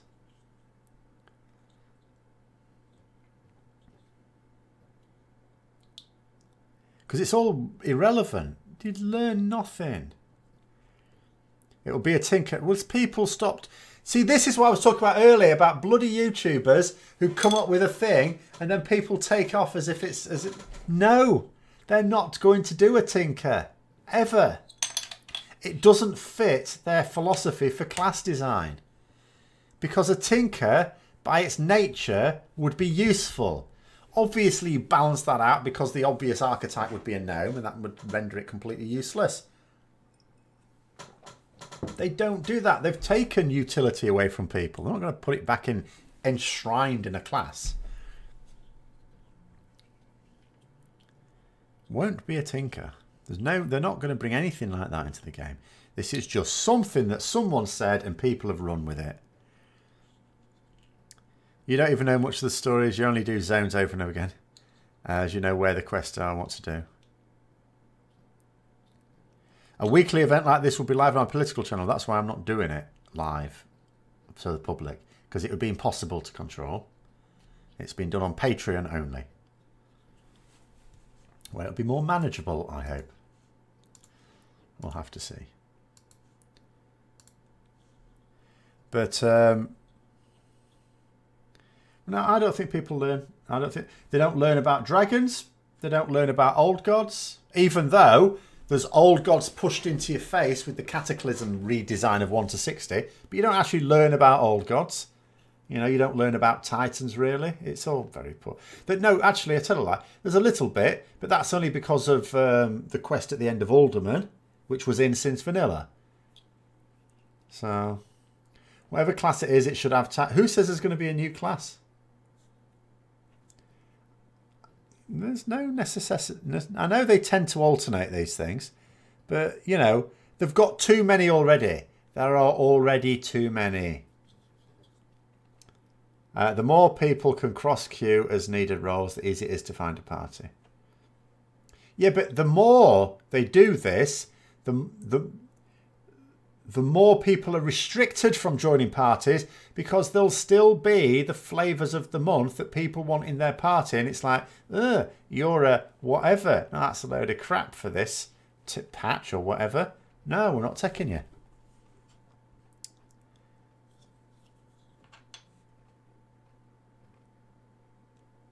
They always put blatant hints about what the next expansion would be like the Kultirans and Zandalari on the beach of Legion. Well, we knew that that was going to be a thing because there was some stuff leaks, wasn't there? Those costumes and stuff, skins. You learned about the Klaxi from leveling in Mist, but the Klaxi were developed for Mists. They don't exist in the lore beyond the Mists of Pandaria. That was specific to that expansion. I'm talking about the world of lore. I'll put them away again. The stuff, the cosmos, the Warcraft world, Titans, World Souls, Old Gods, Legion. None of this stuff you learn about. The Klaxi story was well told, but that was a story created specifically for that expansion. I'm talking about introducing you to the wider world, which the first expansion did very well. It did teach you about things. But then they had to insist on there must have a focus, a central storyline, and then told you nothing.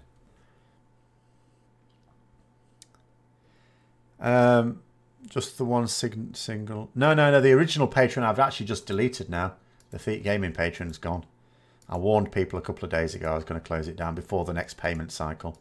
Because I felt bad. There's still people. I was expecting people to just naturally left it, and they haven't. So I've had to close it down for their own good. No, I started a new one for the political channel. Yes, they made us read books for it. Yeah, but the quests also told you about it. Also linked in. I mean, think about vanilla. Again, you had quests leading up to Molten Core, and then that told you about a new elemental laws. Then you had Blackrock Spire and Blackwing's Lair, and there was a quest in Syrian Gorge that led to that as well, and that taught you about dragonflights.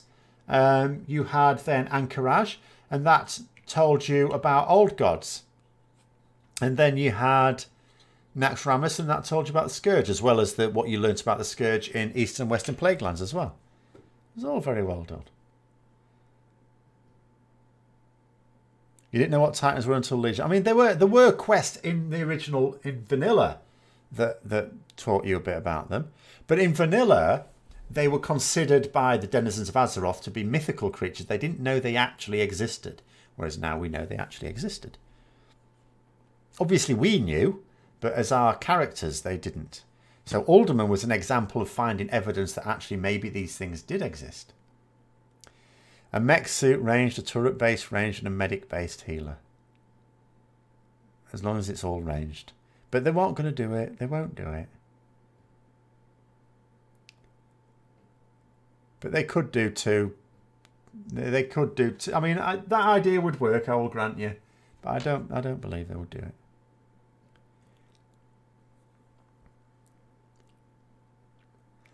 Now, I have often liked the idea of a ranged tank idea. You know, I would quite like a warlock to get a ranged tank spec. You like the small scale zone lore, like the Red Path lore? Yeah, it's all fine. I'm not saying there's anything wrong with it, other than the fact that it doesn't teach you the lore of the game. You know, It's interesting little... It's like... go back to something like, say, Babylon 5, for example, if anyone used to watch that. I used to quite like that. I've still got on DVD somewhere. You know, that had a central storyline running through the first 4 series. That was your central storyline. But each individual episode, every now and then there was an episode that was like a super major one and it added to that story. But each individual episode usually had a little bit, a little piece of the overall jigsaw. But then you had a side story as well, which was the main focus for that episode. That's what they're like. You know, the individual zone story arcs are okay in themselves, although some of them are crap, but some of them are all right. But what they lack is any coherent storytelling for the overall story.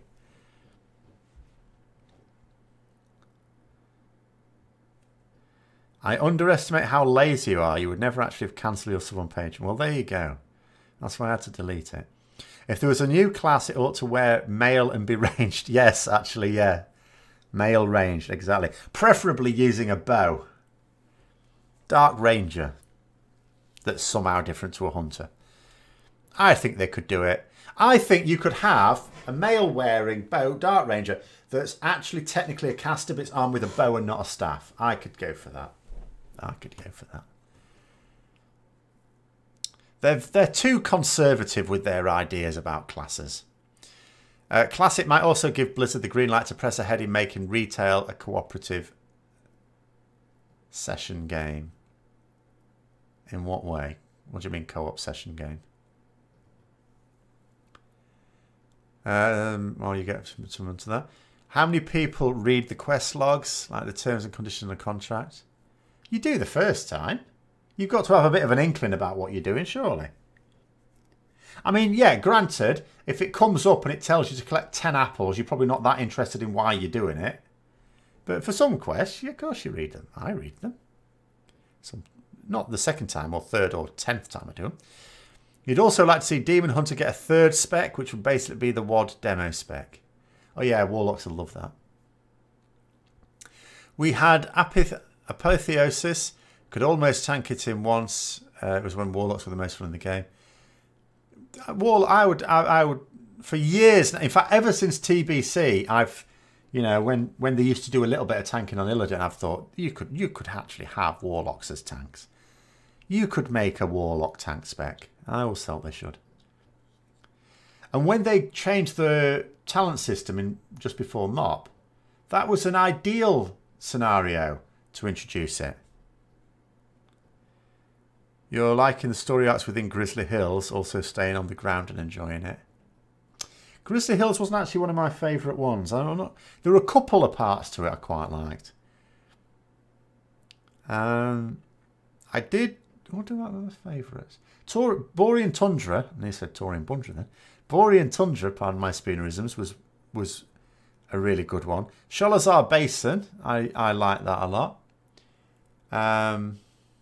Storm Peaks was good.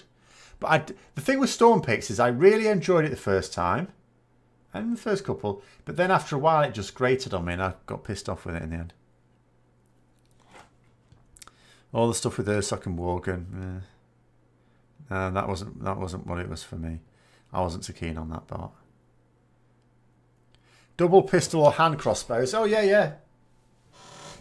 But not for Demon Hunters. Dark Rangers. What would a new mail-wearing class actually be? I'd go with the Dark Ranger. I'd make it different to a hunter by having it as a caster type, bow-using type thing. Go with that. Because obviously, if they do introduce like a necromancer, which again, warlocks would be worried about what other abilities they're going to nick off them, that's clearly not going to be a ranged class. Let's not forget they added a warlock tank bodyguard in WoD. Just to tease warlocks, presumably, yes. Just to tease them, I think. Warlocks would lose their minds, but BFO demo is nice. Just needs a little bit more mobility. No, it needs less mobility. Really like BFA leveling. Just a shame you have to play both sides to see all the leveling content.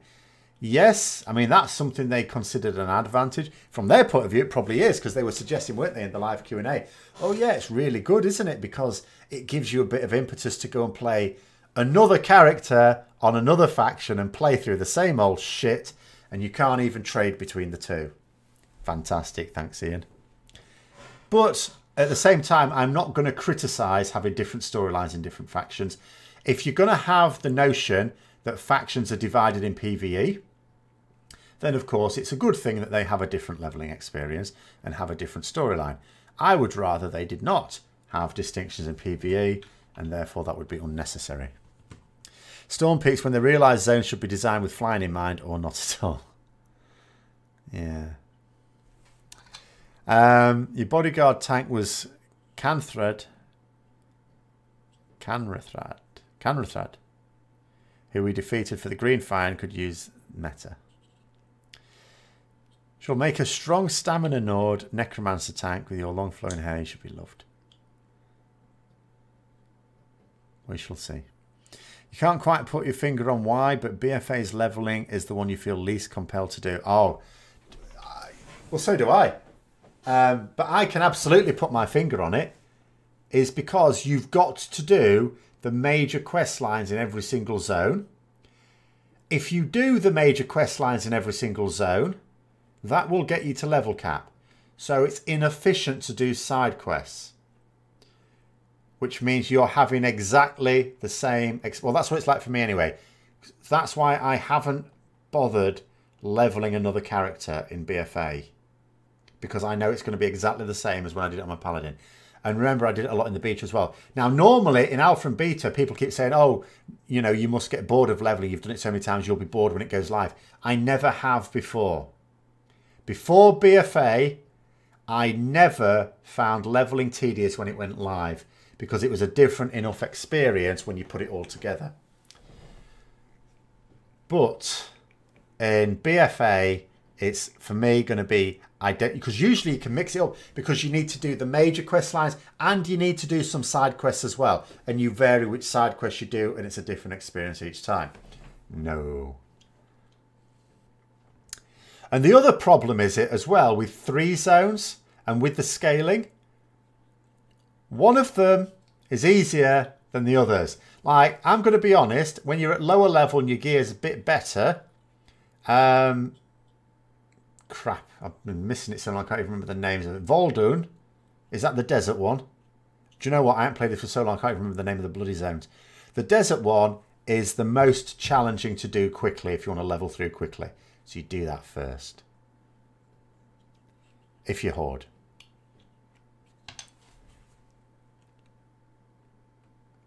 That's how I feel about it. That's what puts me off. Feels the most on rails. It's absolutely on rails. I mean, there's theme park. Yeah, WoW's always been a theme park game. But this is, it's like a ghost train.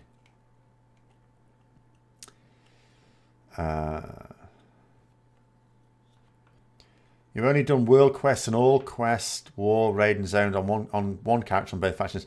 Can't be asked doing it again. Just do the islands to level up. See, I don't want to do islands even when I get a reward out of it. I hate the islands. Well, I'll say that. I hate doing them on my own, effectively.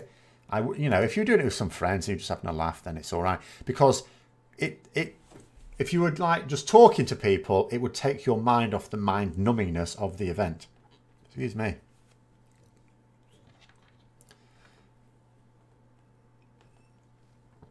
For me, even though something better may come of the island stuff, the technology they've developed, islands are not the jewel in the crown of BFA. Assuming you can even liken BFA to a crown. Hi, Dad Buggins. You'll catch the whole replay when it's up. Yes, all is well, thank you very much. In Warhammer, that war scroll are the spider riders in.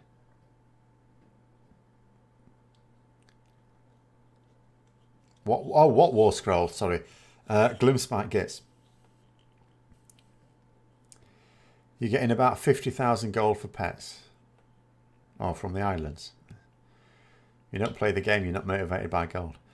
Not that I was ever motivated to farm gold. As soon as the WoW token came in, it's like, oh, I'll get a WoW token then. You don't know why people meme so much over the stupid turtle people.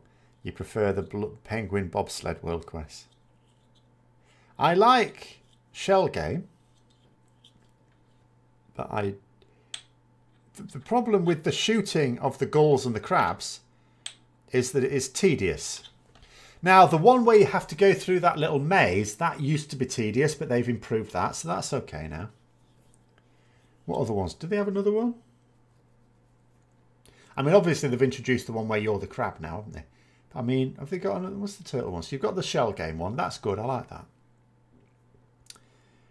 The maze one is now okay. Although I wouldn't say it was engaging, but it's now okay. The shooting of the gulls and the crabs is tedious. But at least mercifully shorter than some other tedious ones. If they make an actual better exploration mode in Islands, it might be worth looking at. Yes. I mean, it could be improved on. It's not that the whole concept is bad. I just didn't like it. In a pug, you know, playing with people I know, yeah, okay. Oh, the timer, yeah, exploration time. Well, the timer always kills exploration, doesn't it?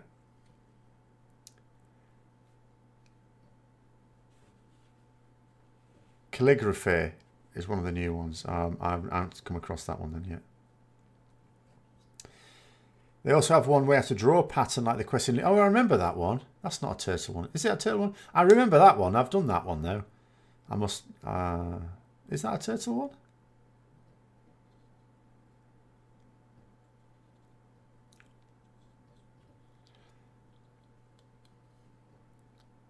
The timer's why you have no interest in Mythics. Yeah, you said that one. Yeah. I mean, Mythic Plus, it needs the timer though.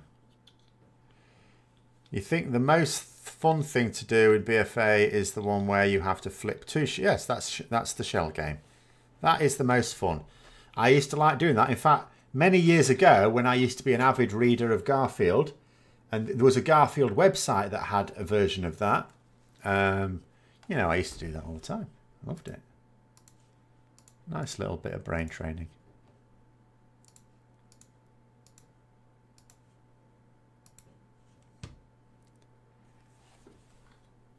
Circle of life where you need to stop the turtles. Yeah, yeah. I mean, that's an example of Blizzard where they shine when they actually respond to the community. It's a bit like, again, in the live Q&A, something that got me not annoyed, but just frustrated. When, what was it now? He said something, crap, what was it? Yeah, that was it. You know, after all the furore of the portals, and people going, well, now Caverns of Time is knackered. Now, my attitude to that is it's not very far to go to Orgrimmar or Stormwind, get the portal to Uldum and fly there. But to give Blizzard credit, Ian Hazacosta said they're going to add a Caverns of Time portal to the portal room. Now, again, that's an example of a very sensible way of saying to the community, yeah, we've listened to you, we're going to do this now. But where it's frustrating is the community said this a long time ago before it was implemented. Why didn't they respond more quickly? It's almost like they have to be worn down with complaints instead of just looking at it and thinking, well, is there any reason for us not to do it? Not really. Why don't we just do it? But when they do respond, then it all works out. So I don't understand why they don't respond more often. You just wish they could have another hard mode that focuses more on slow strategy over super fast timing skill. Well, I mean, that's raiding or arenas, say. I think the nature of Mythic Plus prevents that because you make it easier by taking longer over it. So in any content where taking it more slowly will make it easier, then you have a problem. So what you need is some form of content where the time, you know, putting a timer on it doesn't make it, you know, going more slowly doesn't make it easier, just more pleasant, is what you really want.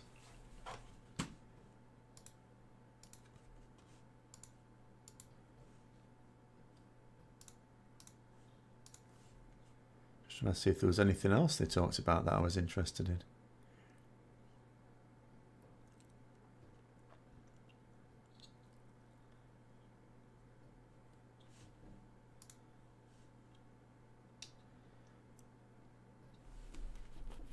It was very easy to wipe in UBRS. Yes. Well, that was most people's first experience of a raid. It was intended as the first raid in the game, wasn't it?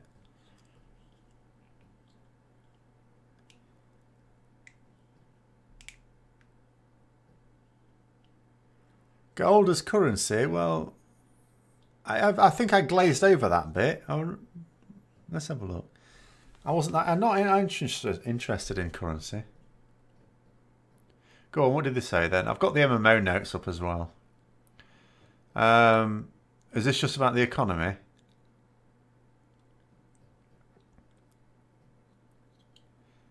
Selling runs for gold has been going on since the game launch. Yes, it has. We used to do it in vanilla.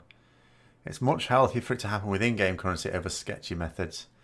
The team doesn't want the advertising of selling runs to dominate channels and Group Finder and have taken steps to try and stop it. Oh, I remember them talking about that bit, yeah. I mean,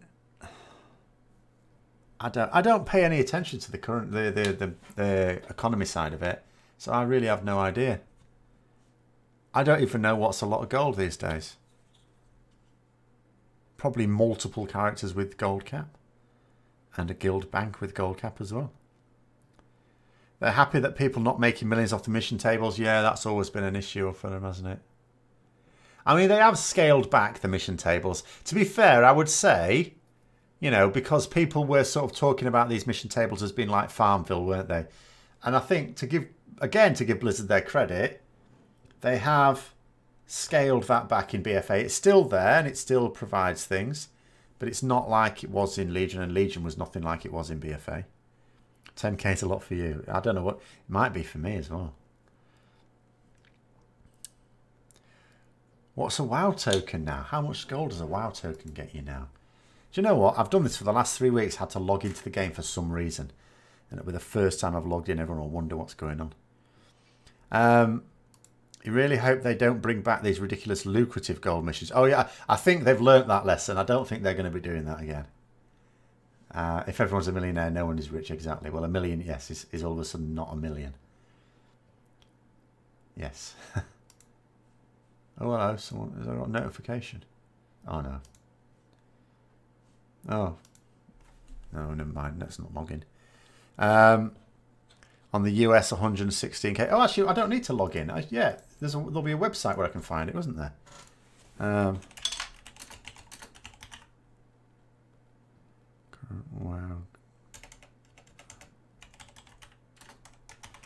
WoW token gold value. How much is a... Here we go. Let's have a look. 190. Oh, so it's gone up a bit. 191,500 in the EU. Oh, wait. Okay. Everyone was sort of trying to predict that it would skyrocket after BFA, but it hasn't. That's all right. I found where did I go in the end? WoWTokenPrices.com gives you it for all regions. 116.6 thousand in the US, 191.6 in the EU, 178.4 in China, 209.3 in Korea, 266.5 in Taiwan. All there with nice little graphs showing you the trends as well. At present, if you wanted to, you have 50 months worth of game time. Oh, in tokens. Yeah. So how much would it cost then? I think... I've forgotten how much money it actually costs. I think it's £17 a WoW token. So... 25... It would still cost nearly 400 quid to buy the big auction house mount. So sod that. New toy and still sale on services.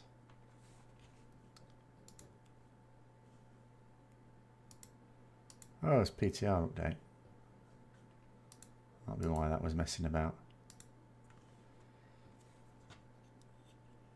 Oh, is this the toys where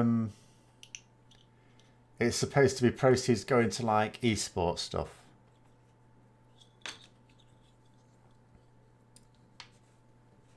Or is that what I was going on about last week? Or is this a new one? You've moved to an RP server and seeing fewer people thanks to no sharding oddly makes it more social. Seeing other people as an event and always same server. I didn't really notice much difference, I have to say, when I switched from an RP realm. It might have been the type of RP realm to... do you know what? This bloody launcher's still not working. Still not working.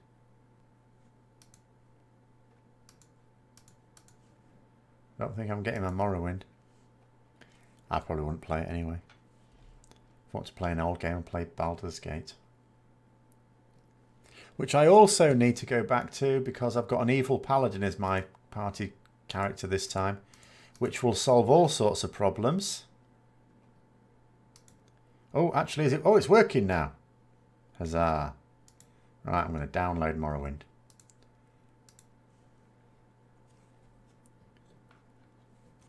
Oh, that didn't take long. Oh no, crap. Sorry, it's gone away. You may hear sounds now. I seem to be running it. I didn't intend to run it.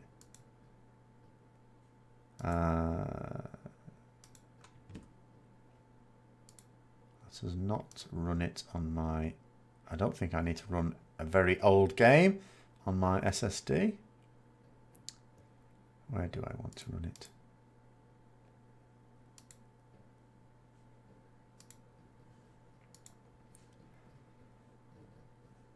But yes, I don't know when I'm even going to play WoW again. It may be this Easter. I should think I'll get some time over Easter. But then I have a huge long list of other things I want to do. I think I'll at least catch up with the solo stuff. I ought to at least make some efforts as well to get a rep to Exalted, to Lordier Exalted, actually. You have to go. Have a good one. Yes, well, we're not long anyway for this. We've got the title music tomorrow. We see, I've never played it. I had a friend who was completely mad on it, and you know, normally I would take his recommendations. He's the one who introduced me to Warcraft, for example. He's the one who introduced me to Baldur's Gate. But at the time, would I have been playing World of Warcraft? I think I was probably playing World of Warcraft at the time. Oh no, it's asking me to log in. Crap. What do I log in as?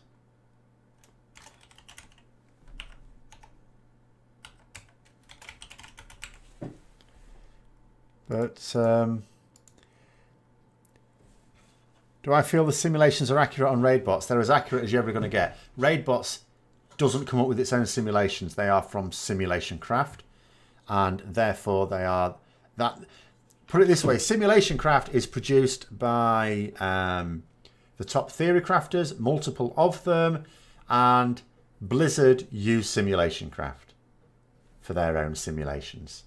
So you know, obviously they can have inaccuracy because if there's some aspect of the game changes, or especially at the start of a patch when things have changed and they're still trying to work it out, because although Blizzard use it, they don't give very much information back. They will clarify certain things, but remember that, you know, they're caught between a rock and a hard place. It's useful for them, but they also don't like people knowing how things work. So people have to work it out. If I had been playing, do I think I'd have been banned from the country of potion, not out of ignorance, but pure frustration level experience? No. I wouldn't have done that. I'd have known that it's not right. They knew it was not right.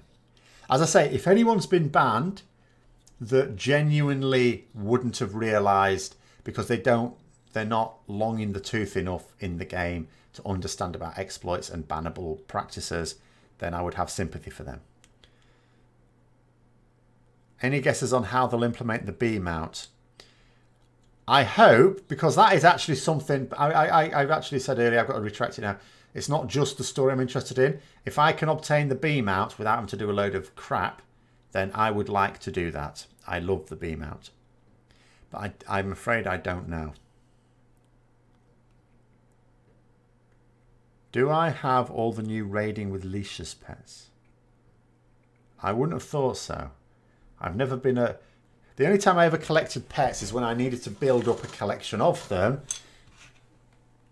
Oh yeah, that was right. Because in MOP, I decided I would rather do pet battles than do dailies for my charms, even though it took longer to get them via pet battles. I was rebelling against having to do dailies. I think it'd be a series of quests to feed it honey. Oh, I suppose it could be, couldn't it? Yeah, it might be. Like the vanilla quest for like the raptor and the winter saber mount and stuff. It could be. But I've no idea. I don't think I could even guess now because I don't even know what's going on in the game.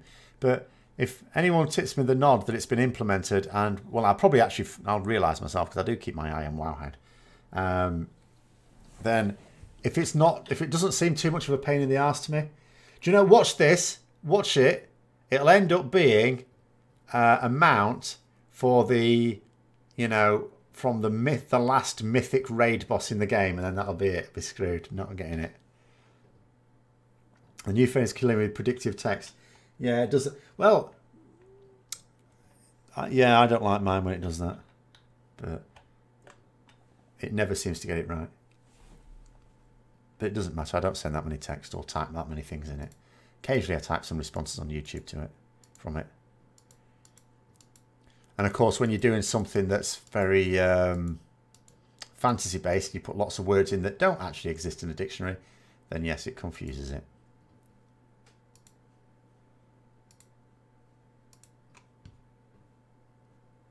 Ooh, watch trailer. I don't want to watch the trailer for that. What have I got here? So I've downloaded... Oh, so what I've downloaded is not so much the game, but the Bethesda launcher. What have we got here? Rage 2, Fallout 76, Elder Scrolls Legends, Wolfenstein 2, The Evil Within 2, Dishonored, Quake Champions, Fallout Shelter. Ah. Put that over there. So you're saying we need to make reroll token Azerite gear obtainable with pet charms. If they ever want me to do any pet battles again, yes. I mean, I do remember the one use for pet battles I ever saw it was in MOP actually. And someone had to do a crap job. And it was between two people. And we agreed that they'd be allowed to do a pet battle to decide who'd have to do it. So they can be useful for that if someone has to do a shit job. And, the two people who are assigned to it's like, well, you do a pet battle and we'll decide. It's more. It takes longer, but it's more interesting than just rolling. Have I offended the sovereign rights of any countries? So I have not offended the sovereign rights of any countries. Don't give me the nationalism stuff.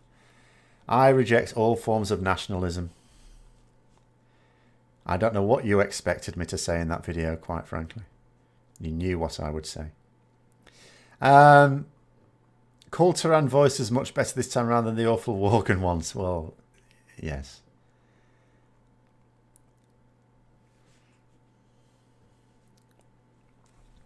Am I going to bother getting 2 sides to every tail achievement for the wolf and horse mount? I don't go after mouse. Like, the way I would look at that is, without even knowing what the wolf and the horse looks like, is I have quite a few horse mounts already. I have quite a few wolf mounts already. And the only horse mount I even like is my paladin horse mount, which is what I use on my paladin all the time. And on all my other characters. Oh, the headless horseman mount. No, that's good. I use that on my hunter. Actually, I won't use it on my hunter anymore because my hunter's now an orc. He doesn't really fit. But yeah, so I'm unlikely to do any achievement that gets a mount unless it's a spectacularly nice mount.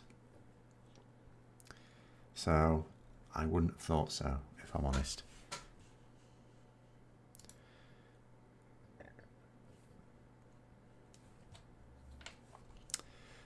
Should I create a desktop shot? Yes, let's create a desktop shot. Oh no, crap. God, I don't even know how to install games now.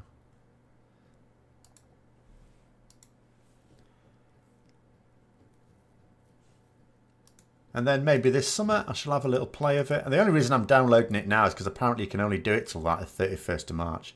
And then it's gone. They were only going to have it available yesterday. It was just supposed to be literally the 25th anniversary. And but fortunately, or however you look at it, you know, the link was knackered. Didn't work.